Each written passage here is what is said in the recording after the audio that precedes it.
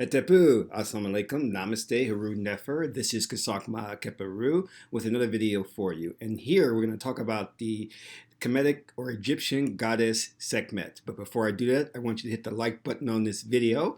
And if this is your first time to my channel, welcome. Also consider becoming a Patreon supporter. You can do so for as little as $1 or $15, and each sliding scale gets you more access to instructional videos, special white papers, and also if you become an Assyrian level, which is $20 a month, you get access to hypnosis videos, live hypnosis sessions, and a Q&A session with me on a bi-weekly basis. So anyway, let's talk about the Egyptian goddess Sekhmet. You don't hear a lot about her. But she's a very important deity from the Memphite theology. And you can kind of equate her to Haru-Kuhuti. And Haru-Kuhuti is Haru, who transforms into Haru-Kuhuti when he does battle with Set. So here it says, Sekhmet is the Egyptian goddess of the sun, war, destruction, plagues, and healing. She is one of the oldest deities and one of the most powerful. She is a member of the Memphite cult center in Memphis triad, together with her husband Ptah. Ptah is a great creator. You know, Ptah, we can look at Ptah similar to Sekert, the high priestess, the god of Ptah, god of creation and wisdom, and son Nefertem, the god of sunrise. She is said to be the daughter of the sun god Ra, created when his eye looked upon the earth. She is also sometimes seen as daughter of Nut, the sky, and Geb, the earth. Her name may be spelled as Sekhet, Sekhmet, Sechmet, Sakhet, and Sekmis in Greek, that translates to the powerful one. She is often represented as a woman wearing a red dress with the head of a lioness, wearing a sun disk circled by a cobra on her head. As you can see here, the disc, the cobra. She often holds the ankh. You can't see that, but she's got an ankh here as well. The symbol of life when seated. When standing or striding, she is holding the papyrus scepter, symbolizing Lower Egypt, which is this. However, some scholars believe that she was a deity introduced to Egypt from Sudan because lions are plenty in that area. Interesting, the Sudan. As a sun goddess, she is connected with the scorching, searing, and burning heat of the sun. In this aspect, she was known by another name, Nesert, that literally means flame. This sealed her fate as a terrifying goddess. Her title as the Red Lady associated her with desert where the heat of the sun reigns. Interesting. She is associated with another feline goddess, Bastet, and we all know Bastet. Sekhmet is known as goddess of the west, wearing red, and Bastet is named goddess of the east, dressed in green.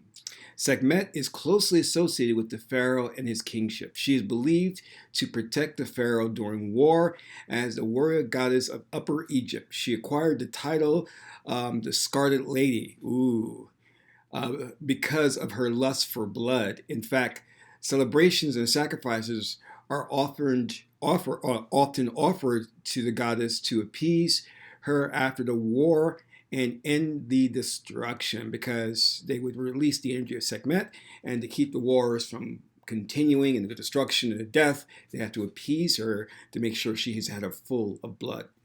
She is believed to be closely related aspect of Hathor or Heteru. That is interesting. When Hathor was sent to the earth, when Ra plucked her out of his brow, she turned to Sekhmet to avenge her father because the humans have not been true to the principles of Ma'at. However, she became so violent that she slaughtered humankind without limit and drank their blood. She became the fiercest of all goddesses.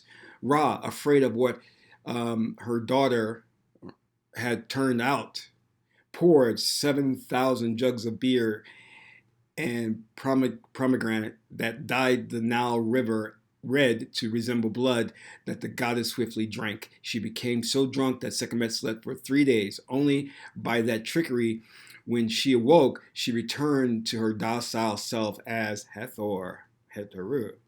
Humankind was saved from the wrath of Sekhmet, and it's celebrated and commemorated every year.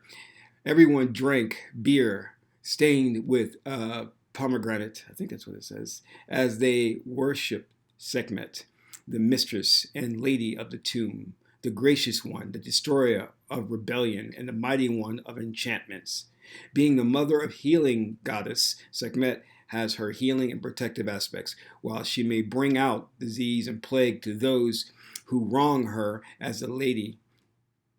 She is also a master of the art of medicine, as she provides the cure to various ailments she may have brought to man. She was the patron goddess of all healers and physicians. In fact, her priests were known to be very skilled doctors. As a result, the gruesome Lady of Terror became the benevolent, the Lady of Life. She was mentioned numerous times in the various spells of the Book of the Dead as both a creative and vicious force. However, she is most known as the protector of Ma'at, balance of justice. And it is said that the one who loves Ma'at and who detests evil. So in the Egyptian Port Neteru, the Tree of Life, we see that Ma'at stands for the law. And when the law is not obeyed, Ma'at sends Harukuhuti to bring back balance. But you can also equate Harukuhuti with Sekhmet to enforce justice, to bring back balance. But you must also keep in mind that you want to impose justice or bring back balance, which is true justice, but you don't want to go to the extreme.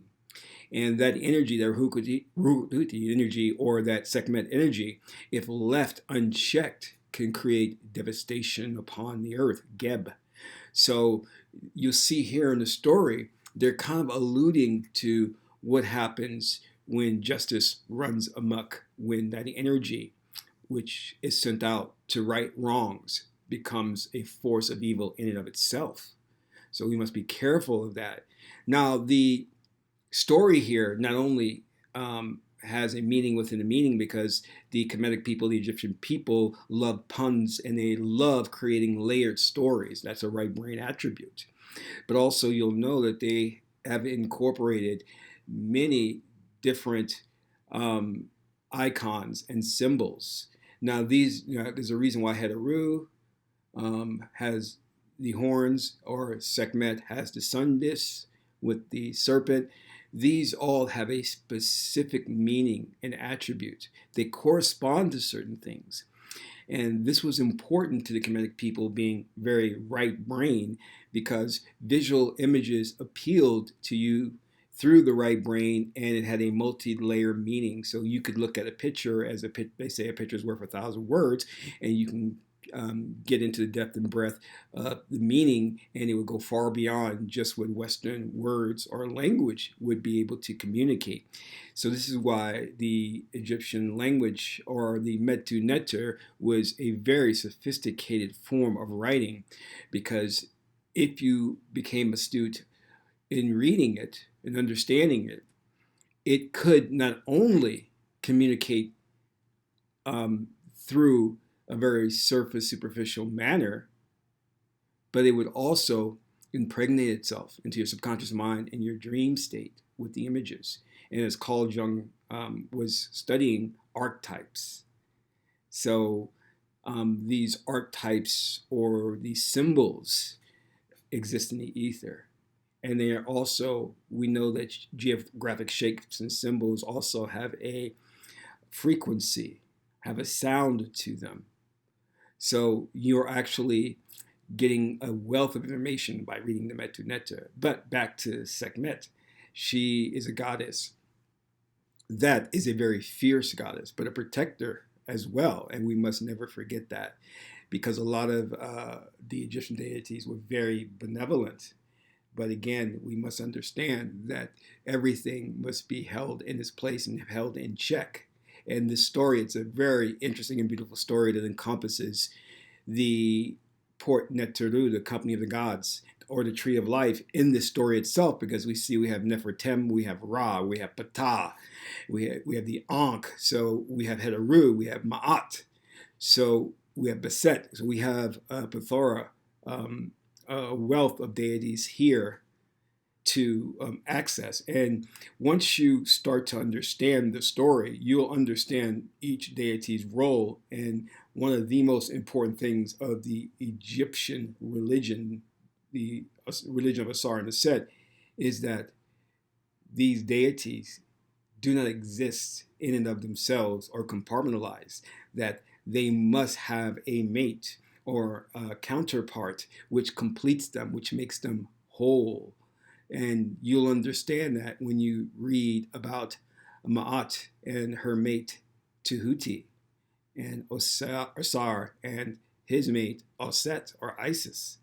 Very important, because we've always valued that balance, that principle of balance, that yin and yang, that element that would complement you but not contradict you, as the left brain would see, because the left brain does not know how to reconcile differences. It sees everything as contradiction, an opposite, opposing you, whereas the right brain is congregative and it synthesizes. So this is a very sophisticated way that our ancestors looked at life, in a holistic principle and not in a left brain linear fashion that encompasses a hierarchy of power. We didn't see things that way. So anyway, I hope this has given you some insight into this powerful deity, this powerful goddess, Sekhmet. This is Hathor-Sekhmet, son of Ma'at and Tehuti. My aunt is the beautiful goddess Hathor-Sekhmet. Till my next video, I'm in Ra.